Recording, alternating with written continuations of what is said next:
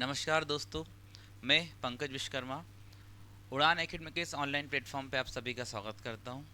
दोस्तों, साइंस की इस सीरीज़ के अगले क्रम में हम लोग अगला टॉपिक स्टार्ट कर रहे हैं हमारा डीएनए आरएनए अर्थात अनुवांशिकी अर्थात जेनेटिक्स।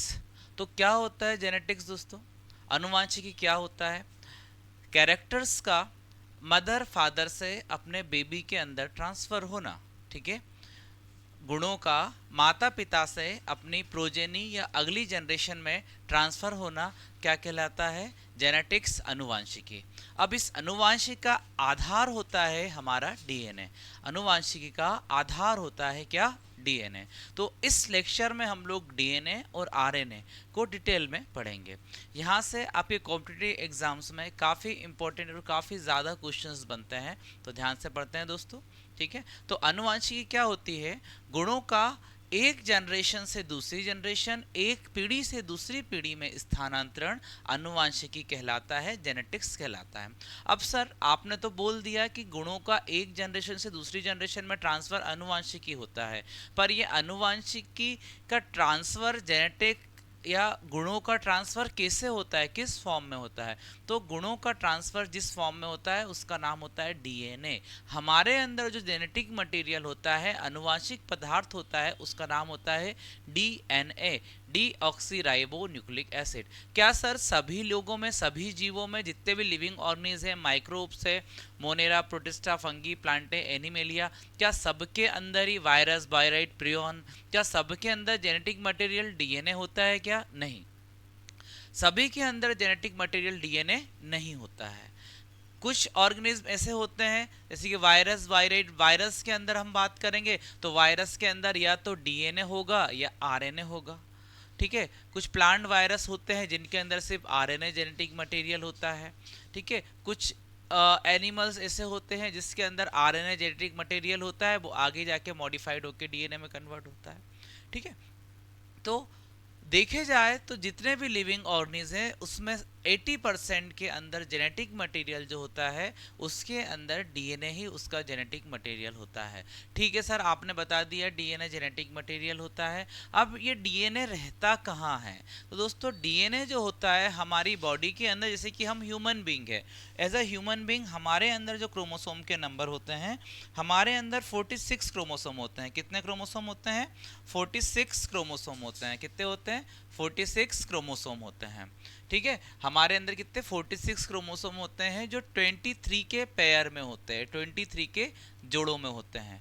ठीक है, 46 क्रोमोसोम होते हैं, 23 के पेयर में होते हैं। ठीक है, तो इन 23 पेयर्स के अंदर जो 23 पेयर्स, यदि मान लो एक गैमेट बन रहा है, ये कोई मेल है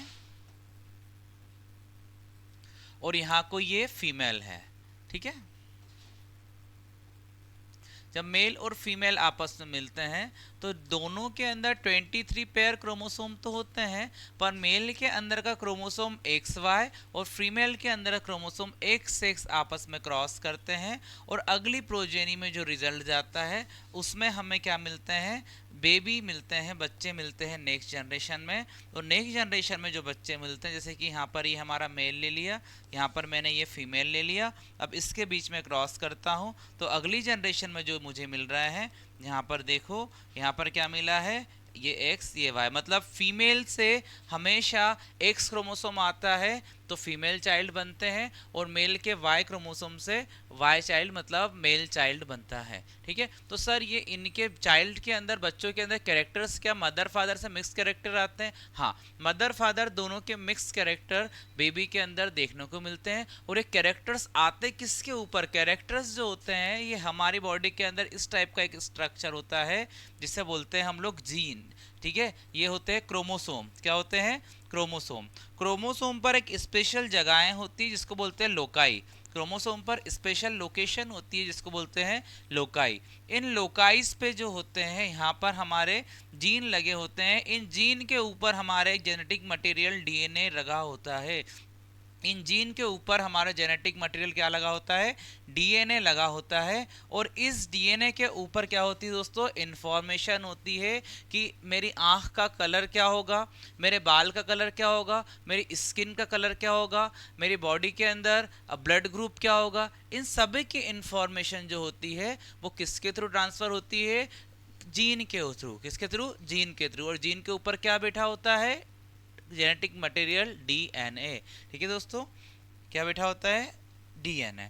तो यहां पर हम देखते हैं डीएनए। डीएनए क्या होता है, DNA deoxyribose nucleic acid. DNA क्या होता है, डीऑक्सीराइबो न्यूक्लिक एसिड। डीएनए क्या है दोस्तों हमारा, डीऑक्सीराइबो न्यूक्लिक एसिड। डीएनए का फुल फॉर्म कई बार एग्जाम में पूछा जाता है, क्या नाम होता है इसका, डीऑक्सीराइबो न्यूक्लिक एसिड। ठीक है, अब दूसरी बात करते हैं, क्या सर डीएनए डबल हेलिकल होता है या सिंगल हेलिकल होता है। हेलिक्स का मतलब होता है इसके नीचे जो ये जो पेयर बना है इस टाइप से, ये फर्स्ट हेलिक्स, ये सेकेंड हेलिक्स। ठीक है, और ये फर्स्ट और ये सेकेंड, तो इसलिए इस डीएनए को बोला जाता है DNA is a double helical structure. ठीक है, द्विकुंडलित संरचना। डीएनए की कैसी संरचना होती है, द्विकुंडलित संरचना होती है। अब डीएनए की डिस्कवरी किसने की थी दोस्तों, बहुत इंपॉर्टेंट नाम है साइंटिस्ट का, वाटसन और क्रिक। वाटसन और क्रिक दो साइंटिस्ट थे जिन्होंने डबल हेलिकल डीएनए स्ट्रक्चर की डिस्कवरी की थी, जिसके अंदर दो हेलिक्स एंटी पैरेलल होते हैं, एक दूसरे की विपरीत दिशा में घुमे हुए होते हैं। ये दोनों दिशाएं, एक क्लॉकवाइज होता है और एक एंटी क्लॉकवाइज डायरेक्शन में होता है। एक जो पेयर होता है जो 5 डेज से 3 डेज में जाता है, जैसे कि मान लो ये जो होता है यहाँ पर 5 डेज है, तो 5 डेज से जो अगली प्लेयर होगी हमारी वो 3 डेज पे जाएगी, और ये 3 डेज पे रहता है तो यहाँ से फिर वो 5 डेज पे जाएगा। दूसरा है, इसके अंदर हम देखेंगे डीएनए क्या होता है, सामान्य परिचय क्या क्या होता है डीएनए का देखते हैं। डीएनए सभी प्राणियों में आनुवांशिक पदार्थ होता है। ठीक है, पर अभी हमने कहा है कि सर वायरस में या तो डीएनए जेनेटिक मटेरियल होगा या आरएनए होगा। ठीक है, तो सभी प्राणियों में ना बोलकर कि वायरस एज अ एक्सेप्शन है, अपवाद है, जिसके अंदर जेनेटिक मटेरियल आरएनए भी हो सकता है, पर बाकी उसके अलावा सभी जीवों में आनुवांशिक पदार्थ जो होता है वो क्या होता है, डीएनए। ठीक है, यह क्या करता है, कोशिकाओं के नाभिक में स्थित होता है और प्रोकैरियोटिक के साथ स्थानांतर न्यूक्लियोटाइड क्षेत्र में पाया जाता है। मतलब ये यूकैरियोटिक सेल के तो न्यूक्लियस में होगा, पर प्रोकैरियोटिक सेल के न्यूक्लियस के बाहर भी आपको देखने को मिलेगा। प्रोकैरियोटिक सेल कौन सी सेल होती है, ऐसी सेल जो प्रिमिटिव हो, बहुत पुरानी हो, जिसके अंदर सेल ऑर्गेनेल का डेवलपमेंट प्रॉपर नहीं हुआ हो, उसे बोलते हैं हम लोग प्रोकैरियोटिक सेल। क्या बोलते हैं दोस्तों, प्रोकैरियोटिक सेल। ठीक है, इसके बाद अगला पोर्शन देखते हैं, ये क्या काम करता है। डीएनए के ऊपर कुछ स्पेशल जगहें होती है जहां पर प्रोटीन निर्माण की प्रक्रिया होती है, और प्रोटीन जो बनता है वही इंफॉर्मेशन होती है मदर फादर से बच्चों के अंदर आती है। ठीक है, उसके बाद ये देखिए, ये सेल का नाभिक बना है, नाभिक के अंदर यहाँ पे ये मैंने बना दी, ये डीएनए मॉलिक्यूल, ये क्रोमोसोम है, क्रोमोसोम के ऊपर क्या होंगे, यहाँ पर डीएनए प्रेजेंट होगा। ठीक है दोस्तों, अब क्या दूसरी बात करते हैं, डीएनए की संरचना। डीएनए की संरचना में पहले तो इसमें फॉस्फेट समूह होते हैं, फॉस्फोरस समूह आपस में कनेक्ट, जैसे कि जो लाइनें दिख रही है, ब्लू कलर की जो लाइनें दिख रही है, ये सभी जो लाइनें पेयर है ये फॉस्फेट की बनी होती है। ये जो इसका स्केलेटन होता है ये फॉस्फेट का बना होता है। ठीक है, इसमें डीऑक्सीराइबोस सुगर होती है, इसके नाम के कारण, इस सुगर के कारण इसका नाम पड़ा है डीएनए। डीऑक्सीराइबोस सुगर सर कहाँ दिख रही है, ये जो हेलिक, ये एडेनिन ग्वानिन, ये एडेनिन है, ये ग्वानिन है, ये साइटोसिन है, ये थाइमिन है, ये न्यूक्लियोटाइड बेसिस है। ये बेसिस जहां से कनेक्ट है, जिस जगह से ये कनेक्ट होते हैं, मतलब जिस जगह से ये कनेक्ट होते हैं, मतलब ये यहाँ पे कनेक्ट है, ये यहाँ पे कनेक्ट है, ये यहाँ पे कनेक्ट है, यहाँ पे कनेक्ट है, यहाँ पे कनेक्ट है, यहाँ पे जिस जगह पर ये कनेक्ट होते हैं वहाँ पर डीऑक्सीराइबोस सुगर होती है, इसलिए डीएनए का नाम डीऑक्सीराइबोस न्यूक्लिक एसिड पड़ा है।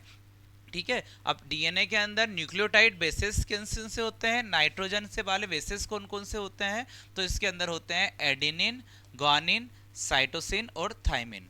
एडेनिन, ग्वानिन, साइटोसिन और थाइमिन। यहाँ पर आप देखो कि एडेनिन से थाइमिन जुड़ा होता है दोस्तों ट्रिपल बॉन्ड से या डबल बॉन्ड से। एडेनिन से थाइमिन जुड़ा होता है यहाँ पर डबल बॉन्ड से। कौन सा बॉन्ड होता है, डबल बॉन्ड होता है। ठीक है, वहीं पर ग्वानिन से साइटोसिन जुड़ा होता है ट्रिपल बॉन्ड से। और ये जो बॉन्ड होते हैं, इन बॉन्ड का नाम होता है, ये होते हैं हाइड्रोजन बॉन्ड। कौन से बॉन्ड होते हैं, हाइड्रोजन बॉन्ड। कई बार इस पर भी पूछा गया है कि डीएनए की दोनों हेलिक्स के बीच में जो बॉन्ड होते हैं वो कौन से बॉन्ड होते हैं? Sir hydrogen bond. और दूसरी बात पूछा गया सर न्यूक्लियोटाइड बेसिस में एडेनिन का से जुड़ा होता है, तो एडेनिन थाइमिन से जुड़ा होता है, और गुआनिन का से जुड़ा होता है? साइटोसिन से जुड़ा होता है। ठीक है,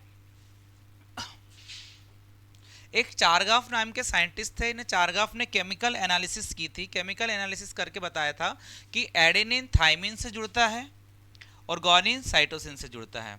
एडेनिन थाइमिन से डबल बॉन्ड से जुड़ता है, गुआनिन साइटोसिन से ट्रिपल बॉन्ड से जुड़ता है। यहाँ पे एक बॉन्ड बना नहीं है, पर यहाँ पे क्या होता है? ट्रिपल बॉन्ड से जुड़ा होता है। ठीक है दोस्तों, आगे बढ़ते हैं। अब ये डीएनए की पूरी हेलिकल स्ट्रक्चर आप देख पा रहे हो यहाँ पे।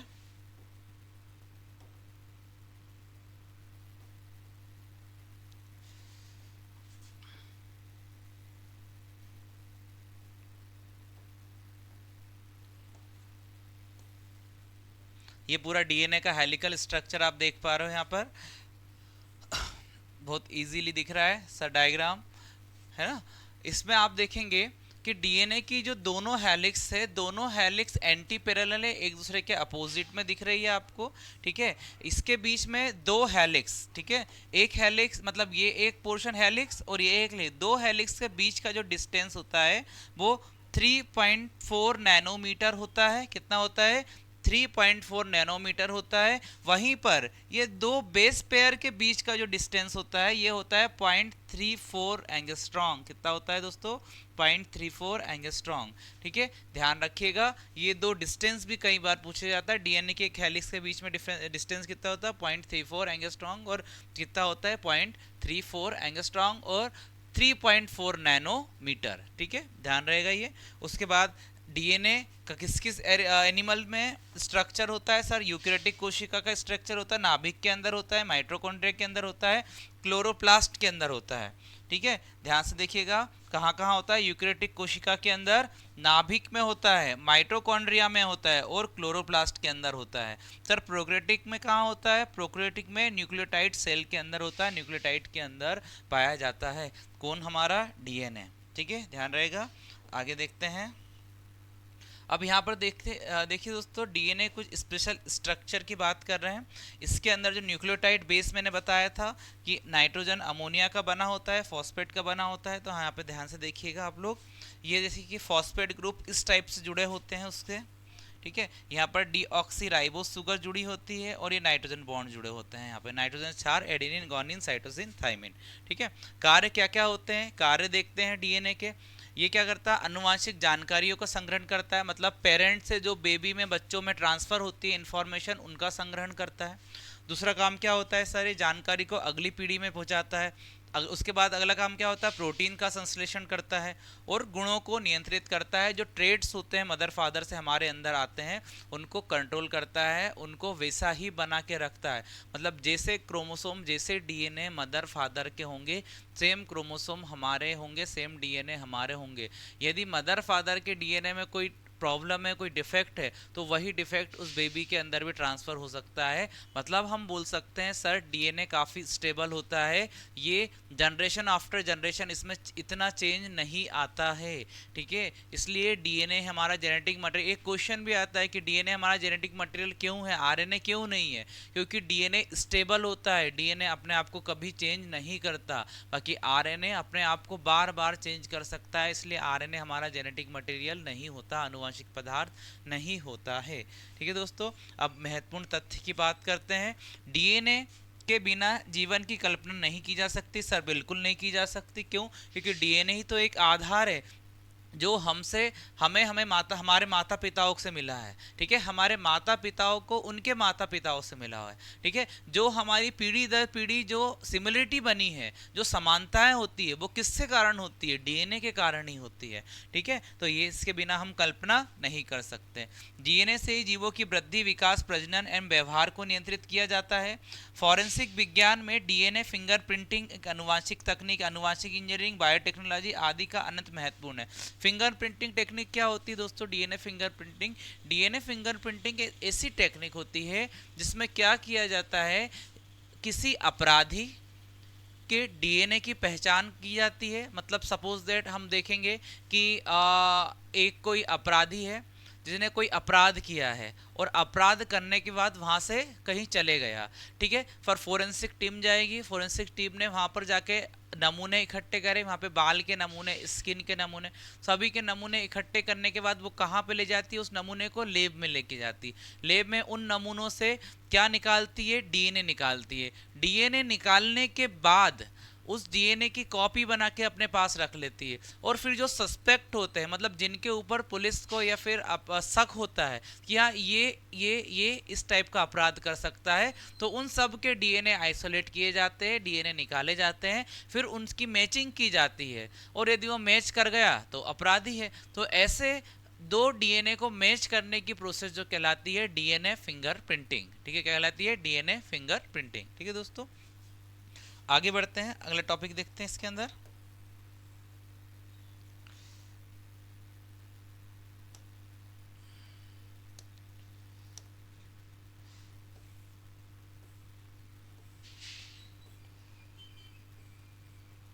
अगला है हमारा आरएनए। अगला जो टॉपिक है हमारा आरएनए।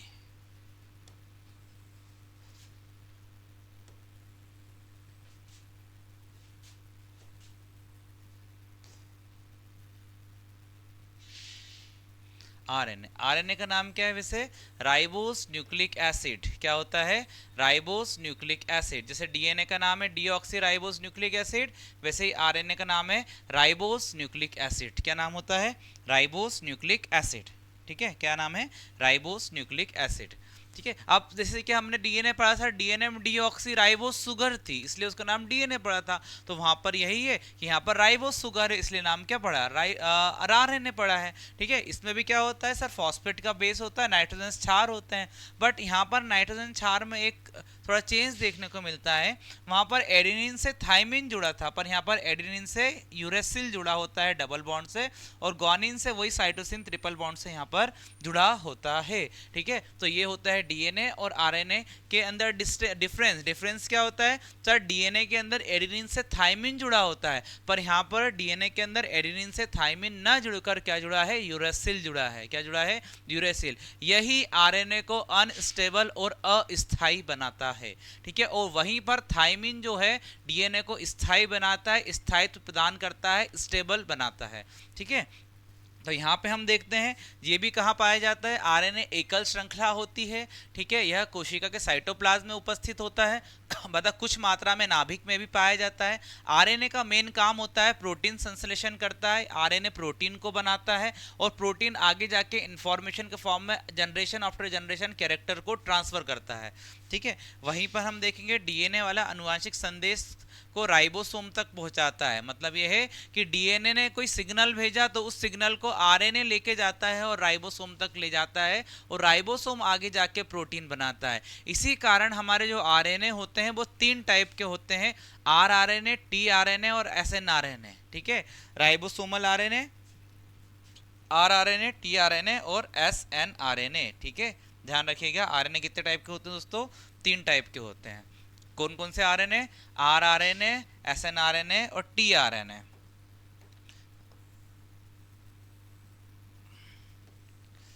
यहाँ पर हम देखेंगे ये आरएनए का पूरा हेलिक्स है, इस टाइप से सिंगल हेलिक्स होता है। ये ए जुड़ा होता है, यूरेसिल है, ये ग्वानिन है, ये साइटोसिन है, ये एडेनिन है, ये ग्वानिन है, ये यूरेसिल है, ये साइटोसिन है। ये सिंगल पेयर स्ट्रक्चर होते हैं जो आपस में जुड़े होते हैं। इसमें भी एडेनिन से क्या जुड़ा होता है सर, एडेनिन से यूरेसिल जुड़ा होता है ट्रिपल बॉन्ड से।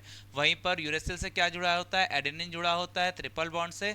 ग्वानिन से क्या जुड़ा होता है, साइटोसिन जुड़ा होता है डबल बॉन्ड से। साइटोसिन से क्या जुड़ा होता है सर, ग्वानिन जुड़ा होता है डबल बॉन्ड से। तो इस टाइप से ये जुड़े होते हैं। ठीक है, सामान्यतः देखे जाते हैं। डी आरएनए कुछ स्पेशल कैरेक्टर्स है। संरचना की विशेषता क्या क्या है आरएनए की, देखते हैं। पहली संरचना की विशेषता है, आरएनए सामान्यतः एकल पॉलीपेप्टाइड चेन का बना होता है, एकल पॉलीपेप्टाइड चेन का बना होता है। दूसरा, इसमें राइबोस शर्करा होती है। तीसरा क्या होता है, यह डीएनए के अंदर थाइमिन होता है, यहाँ पर यूरेसिल होता है। ठीक है, उसके बाद यह हेलिकल लूप या स्पेम लूप का भी निर्माण करता है। ठीक है, उसके बाद यहाँ हम देखेंगे ये आरएनए के टाइप्स दिए हैं दोस्तों, ध्यान से देखेंगे आरएनए के टाइप्स क्या क्या होते हैं। आरआरएनए, mRNA और tRNA। क्या है? rRNA जिसको बोलते हैं राइबोसोमल आरएनए। क्या बोलते हैं? Ribosomal RNA. tRNA को बोलते हैं ट्रांसफर आरएनए और rRNA mRNA को बोलते हैं मैसेंजर। ये मैसेंजर होता है जो मैसेज देता है, ठीक है, ये ट्रांसफर करता है मैसेज को, और ये राइबोसोम के अंदर प्रोटीन बनाता है दोस्तों, ठीक है। जैसे कि डीएनए ने कोई इंफॉर्मेशन लाया तो वो इंफॉर्मेशन mRNA मैसेज के फॉर्म में tRNA के पास ले जाएगा। tRNA जो होता है जिसको बोलते हैं हम लोग ट्रांसफर आरएनए, ये अपने टेम्पलेट पर उसको रीड करेगा क्या मैसेज है, और उस मैसेज को rRNA जिसका नाम होता है राइबोसोमल आरएनए तक ट्रांसफर करता है। और जब ये राइबोसोमल आरएनए पे चले जाता है तो राइबोसोमल आरएनए पे जाने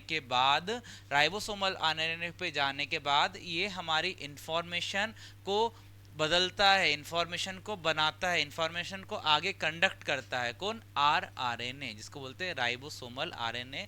और राइबोसोम क्या बनाता है? प्रोटीन बनाता है। राइबोसोम को प्रोटीन की फैक्ट्री कहते हैं, ठीक है दोस्तों।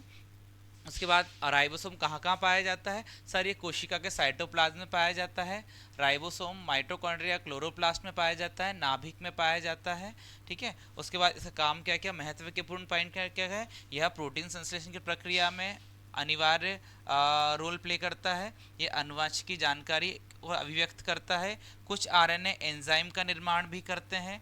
यह जीव प्रौद्योगिकी अब जीव अभियांत्रिकी में भी सहायक होते हैं। जैसे कि यहाँ पे आप एक रिएक्शन देख रहे हो दोस्तों, इस रिएक्शन में देखो ये डीएनए से आरएनए बना, आरएनए से आगे जाके फिर क्या बन गया? हमारा प्रोटीन बना। इस टाइप से कोई भी इंफॉर्मेशन हमारे अंदर ट्रांसफर होती रहती है, ठीक है। तो यहाँ पर ये हमारा डीएनए और आरएनए दोनों ही हम लोग समझ चुके हैं अच्छे से। अब इसके बाद इसके क्वेश्चंस लगाते हैं हम लोग, है ना।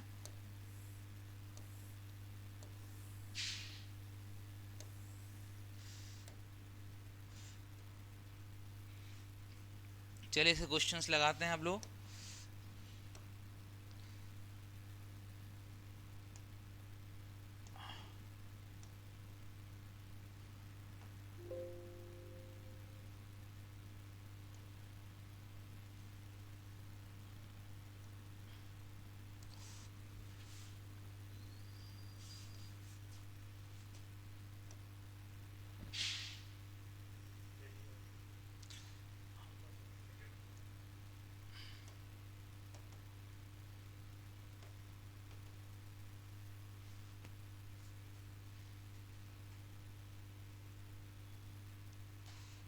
चलिए क्वेश्चन लगाते हैं इसके। ये डीएनए का स्ट्रक्चर दिख रहा है आपको।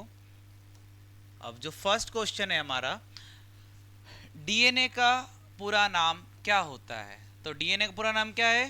Deoxyribose nucleic acid. क्या होता है दोस्तों? Deoxyribose nucleic acid.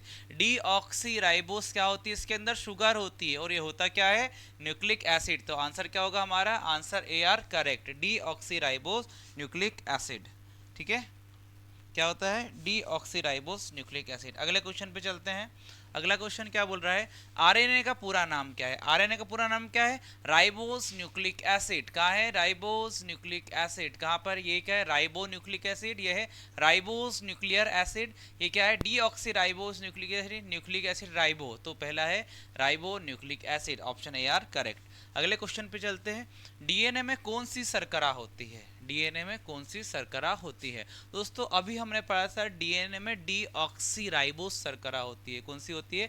Deoxyribose, option B are correct. अगले क्वेश्चन पे चलते हैं।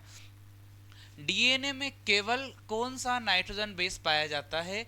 सिर्फ डीएनए में होता है, आरएनए में नहीं होता है। तो सर वो होता है थाइमीन। और यही क्वेश्चन मैं चेंज कर दूं और मैं बोलूं कि सर आरएनए में ऐसा कौन सा बेस पाया जाता है जो डीएनए में नहीं होता, तो उसका आंसर क्या हो जाता है यहाँ पर? यूरेसिल। क्या हो जाता है? यूरेसिल। पर यहाँ पर ऑप्शन कौन सा है? बी, थायामीन, ठीक है। अगले क्वेश्चन पे चलते हैं। आरएनए में केवल कौन सा नाइट्रोजन बेस पाया जाता है? ठीक है, तो वही है ऑप्शन, फिर से आ गया, कौन सा है? यूरेसिल। कौन सा है? Option C, uracil. अगले क्वेश्चन पे चलते हैं। डीएनए का मुख्य रूप में कहाँ पाया जाता है? डीएनए मुख्य रूप में कहाँ पाया जाता है? तो कहाँ पाया जाता है भाई? न्यूक्लियस में पाया जाता है सर। अगले क्वेश्चन पे चलते हैं। सर डीएनए की खोज किसने की थी? ठीक है, वाटसन और क्रिक ने की थी, मिसेल्चल ने की थी, एंड मेंडल ने की थी। सर तो यहाँ पर दो ऑप्शन होना चाहिए, ऑप्शन ए यहाँ पर दो ऑप्शन करेक्ट होंगे, option A and option C. ठीक है, वॉटसन और क्रिक दोनों को संयुक्त रूप से डीएनए का खोजकर्ता कहा जाता है। ठीक है, अगले क्वेश्चन पे देखते हैं, डीएनए का डबल हेलिकल मॉडल किसने दिया था? तो वही वॉटसन एंड क्रिक ने दिया था सर।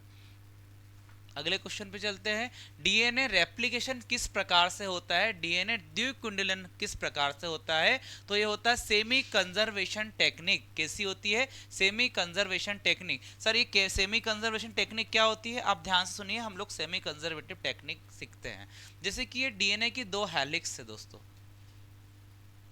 इन दो हेलिक्स में एक हेलिक्स इस टाइप से टूटती है, दूसरी हेलिक्स इस टाइप से टूटती है। मतलब इसके बीच में जो बॉन्ड्स होते हैं, मतलब कौन से बॉन्ड पढ़े सर? हमने पढ़ा था एडेनिन से थाइमिन जुड़ा होता है और वही ग्वानिन से साइटोसिन जुड़ा होता है। तो ये बॉन्ड धीरे धीरे ब्रेक होते जाते हैं। ब्रेक होने के बाद डीएनए की दोनों हेलिक्स अलग अलग होना चालू हो जाती है और उसी अलग अलग हेलिक्स पे एक नई हेलिकल स्ट्रक्चर आकर जुड़ जाता है। इस नया हेलिकल स्ट्रक्चर जो होता है, इस टेक्निक को बोलते हैं हम लोग सर सेमी कंजर्वेशन टेक्निक। क्या बोलते हैं? Semi conservation DNA technique. इसी टेक्निक से डीएनए डिवाइड करता है। हमारी बॉडी में जितना भी डीएनए रेप्लिकेट करता है सिर्फ इसी मेथड से करता है, सेमी कंजर्वेटिव डीएनए टेक्निक से। ठीक है, अगले क्वेश्चन पे चलते हैं, डीएनए किससे बना होता है? तो भाई किससे बना होता है? अमीनो एसिड से बना होता है? नहीं सर। न्यूक्लिक एसिड होता है? हाँ सर होता है। Fatty acid? नहीं। शुगर? नहीं। तो किसका होता है? न्यूक्लियोटाइड से बना होता है, एडेनिन, ग्वानिन, साइटोसिन और थाइमिन। अगला है, आरएनए सामान्यतः कैसा होता है? आरएनए सिंगल स्ट्रैंड होता है, डबल स्ट्रैंड होता है? हाँ सर सिंगल स्ट्रैंड होता है। डीएनए कैसा होता है? डबल स्ट्रैंड होता है। कौन सा आरएनए अमीनो अम्ल ले जाता है? आरएनए अमीनो अम्ल को लेके जाता है, उठा के लेके जा रहा है, मतलब मैसेज को लेके जा रहा है। मैसेज को लेके जाने वाला कौन करता है? ट्रांसफर आरएनए क्या करता है? ट्रांसफर करता है, लेके जा रहा है। यदि मैसेज यदि बोल रहा है कि सिर्फ आरएनए अमीनो अम्ल पर उपस्थित शर्करा को रीड कर रहा है या पढ़ रहा है तो एमआरएनए होता है। पर यहाँ पर क्या बोल रहा है वो कि आरएनए को लेकर जा रहा है, ट्रांसफर कर रहा है, तो वो कौन सा होता है? Transfer RNA, tRNA. अगला क्वेश्चन, कौन सा आरएनए डीएनए से राइबोस तक सूचना को लेके जाता है? डीएनए से राइबोसोम तक सूचना को लेके जाता है। मतलब क्या होगी? आरएनए से डीएनए में आएगी, डीएनए से फिर राइबोस तक जाएगी, राइबोसोम तक जाएगी। कौन सा सूचना को लेके जा रहा है? ट्रांसफर कर रहा है। सूचना कहाँ है? सूचना, मैसेज है ना, किसको? जेनेटिक इंफॉर्मेशन, मैसेज को ट्रांसफर कौन करेगा? एमआरएनए। मैसेज कौन करेगा? एमआरएनए। डीएनए के पूरक कॉम्प्लीमेंट्री बेस पेयरिंग क्या होता है? डीएनए के में कॉम्प्लीमेंट्री बेस पेयर क्या होता है? एडेनिन से क्या जुड़ा होता है दोस्तों? डबल बॉन्ड से थाइमिन जुड़ा होता है और ग्वानिन से ट्रिपल बॉन्ड से जुड़ा होता है साइटोसिन। तो यहाँ पे देखते हैं कौन सा ऑप्शन सही है सर। ऑप्शन सही है बी वाला हमारा। ठीक है, बी ऑप्शन आर करेक्ट। अगला है, आरएनए के पूरक बेस पेयरिंग कौन सा होता है? ए से यू जुड़ा होता है सर डबल बॉन्ड से, और जी से सी जुड़ा होता है ट्रिपल बॉन्ड से। तो ऑप्शन 20 कौन सा होगा हमारा? करेक्ट होगा। अगले क्वेश्चन को देखते हैं, डीएनए रेप्लिकेशन सेल साइकिल के किस चरण में होता है? डीएनए रेप्लिकेशन सेल साइकिल के किस चरण में होता है दोस्तों? बहुत इंपॉर्टेंट क्वेश्चन है, ध्यान से देखिएगा। एक जो सेल साइकिल होता है, सपोज ये एक सेल साइकिल बना है, इसमें अलग अलग स्टेज होती है। यहाँ से ये और ये होती है G1, S और G2 स्टेज। ठीक है, और यहां पर होता है इंटरफेस। G1, S, G2 ये 3 फेजेस होती है। इसमें S फेज के वो बोलते हैं सिंथेसिस फेज। क्या बोलते हैं? सिंथेसिस फेज, जिसके अंदर डीएनए का निर्माण होता है, डीएनए बनता है। ठीक है, अगले क्वेश्चन पे चलते हैं, डीएनए से आरएनए बनने की प्रक्रिया क्या कहलाती है? Sir transcription, translation. ठीक है, देखिएगा बहुत ध्यान से, बहुत इंपॉर्टेंट क्वेश्चन है, बहुत अच्छा टॉपिक है। देखिएगा क्या बनेगा सर, डीएनए से आरएनए बना, आरएनए से फिर जाकर प्रोटीन बनता है। डीएनए से आरएनए बनने की प्रक्रिया जो कहलाती है उसको बोलते हैं ट्रांसक्रिप्शन सर। क्या बोला जाता है? ट्रांसक्रिप्शन। क्या बोला जाता है? ट्रांसक्रिप्शन, और वही आरएनए से प्रोटीन बनने की क्रिया कहलाती है ट्रांसलेशन, जिसे हिंदी में बोला जाता है अनुहरण, ट्रांसक्रिप्शन। ठीक है, तो इसके अंदर प्रोसेस क्या होगी, डीएनए से आरएनए बनेगी, ट्रांसक्रिप्शन कहाँ गया हमारा ये। अगले क्वेश्चन पे चलते हैं। एमआरएनए से प्रोटीन बनने की प्रक्रिया क्या कहलाती है? एमआरएनए मतलब मैसेज से प्रोटीन बनने की प्रक्रिया, मैसेज से प्रोटीन बनने की प्रक्रिया क्या कहलाती है? सर अभी देखा ट्रांसक्रिप्शन और translation, option C or B are correct. अगले क्वेश्चन पे चलते हैं। डीएनए में कुल कितने प्रकार के नाइट्रोजनस बेस होते हैं? सर हमने पढ़ा 4 टाइप के होते हैं, एडेनिन, गुआनिन, साइटोसिन, थाइमिन। अगले क्वेश्चन पे चलते हैं। डीएनए संश्लेषण करने वाला एंजाइम कौन सा होता है? डीएनए को जो बनाता है उस एंजाइम का नाम क्या होता है? तो डीएनए पॉलीमरेज। क्या होता है? DNA polymerase. ठीक है, जो डीएनए को बनाएगा। अगला है डीएनए को खोलने वाला एंजाइम कौन सा होता है? जो डीएनए को ओपन कर दे, डीएनए के हेलिक्स को आपस में तोड़ दे, नाइट्रोजन के बॉन्ड को आपस में तोड़ दे, तो कौन सा बोलते हैं? सर उसको बोलते हैं डीएनए लाइगेज। क्या बोलते हैं? Ligase, LIGASE, option A R correct. अगला क्वेश्चन है, डीएनए का मुख्य कार्य क्या होता है? सर हेरिडिटी, अनुवांशिकी, इंफॉर्मेशन को एक जनरेशन से दूसरे जनरेशन ट्रांसफर करता है। क्या होता है? अनुवांशिकी को लाता है, अनुवांशिकी।